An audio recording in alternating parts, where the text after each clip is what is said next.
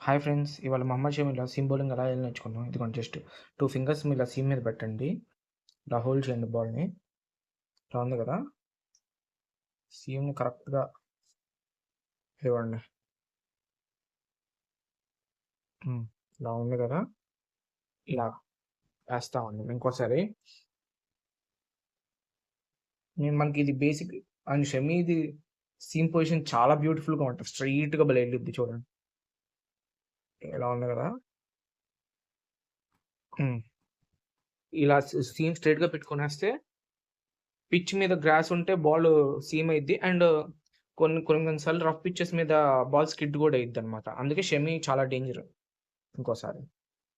అందుకే షమీ మన స్పిన్ పిచ్‌లో కూడా షమీ బాల్ స్కిడ్ అయిద్ది. అందుకనే షమీకి ఎక్కువ ఇండియన్ పిచెస్‌లో బోల్డ్ ఎల్‌బీడబ్ల్యూలు అవుతాయి.